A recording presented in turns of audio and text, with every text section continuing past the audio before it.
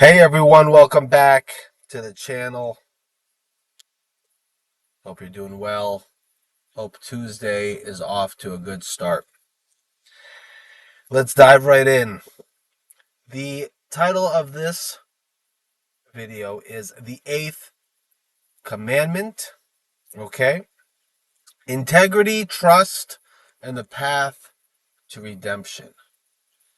It falls in line with the series on the 10 Commandments that we are running right now. Thank you for tuning in.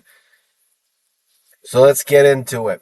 Human beings depend on trust. We rely on the belief that what is ours will not be taken, that agreements will be honored, and that others will not use deception to gain at our expense. When this trust is violated, something fundamental in the social and spiritual fabric is damaged. The Eighth Commandment addresses this reality with clear force. You shall not steal. At first glance, it seems straightforward. Yet the Torah and later Jewish teachings expand its meaning far beyond the simple taking of physical objects. It becomes a comprehensive call to integrity in all our dealings with others. Today we explore the principles, power, and effect of the Eighth Commandment and why respecting what belongs to others is essential for personal character and the larger work of redemption. This teaching is universal for every person who seeks to live with honesty, fairness, and respect in a world full of opportunity for quiet compromise. Rooted in the eternal Torah and illuminated by the insightful wisdom of Chassidic masters, we will discover that refusing to steal in all its forms is a powerful way to build trust and help heal the world. Just imagine everyone walking around stealing other people's stuff. I mean, that's yeah, that's chaos, right? So, um, so I think it's as simple as that. But we're gonna dive into some of the more nuanced interpretations here.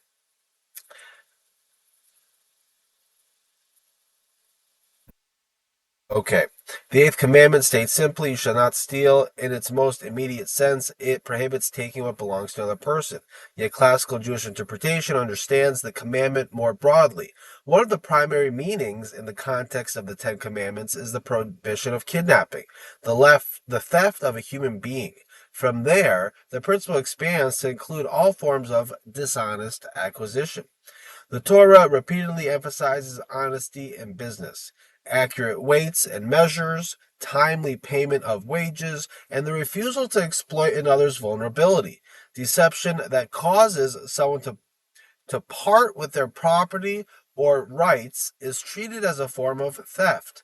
Withholding what is due, manipulating agreements, or using superior knowledge to take unfair advantage all fall under the same moral concern. At its core, the commandment protects the dignity and security of the other person. To steal is not only to gain something unlawfully, it is to treat another person, another human being, as a means rather than as a bearer of rights and divine image. By forbidding theft in its many forms, the Torah establishes a foundation for a society in which people can live without constant fear of being taken advantage of. Integrity becomes a basic expression of justice and respect. Chassidic masters looked deeply into the inner roots of theft. They taught that the impulse to take what belongs to another often stems from a sense of lack, fear, or the ego's desire to expand itself at someone else's expense. The Baal Shem Tov emphasized that true spiritual work includes refining the impulse until a person naturally respects the boundary of others. In Hasidic thought, every act of honest restraint elevates sparks. When a person has the opportunity to gain through deception or quiet taking and chooses instead to remain clean, they transform a potential moment of concealment into a moment of light. The Alter Rebbe taught that integrity in financial and interpersonal dealings is a fundamental expression of the soul's purity. A person who is careless with other people's money or rights damages not only the victim, but their own spiritual vessel. The commandment also reaches into subtler forms of taking, using another's time without respect, claiming credit for someone else's work, or manipulating emotions to extract what was not freely given. All of these, in the Chassidic view, reflect a distortion of the soul's relationship to the world. When we learn to receive only what is rightfully ours and to protect what belongs to others, we align ourselves more closely with the divine attribute of justice and contribute to the repair of the world. Okay, this video is a little bit more evolved, but we see, how we choose to act and express ourselves in the world by the means of acquisitions, as a reflection of where we are. God asked Adam after the sin of, or after eating uh, from the tree. He asked him, "Where are you?" So it's a question that, where are we? Okay. The principles and power of the Eighth Commandment carry deep spiritual significance for every soul.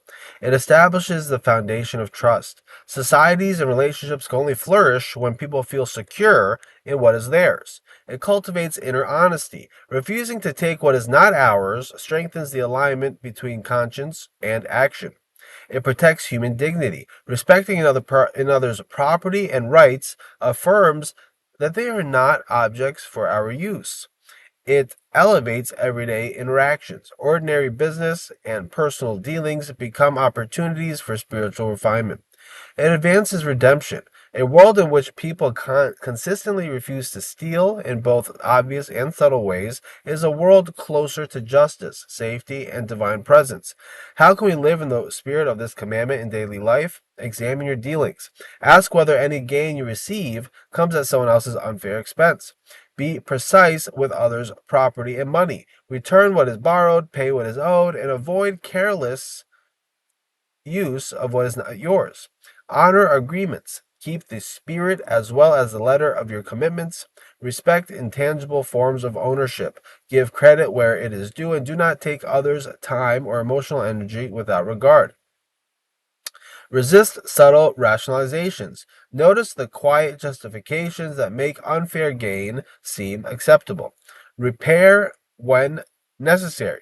If you have taken what was not yours, materially or otherwise, make sincere restitution.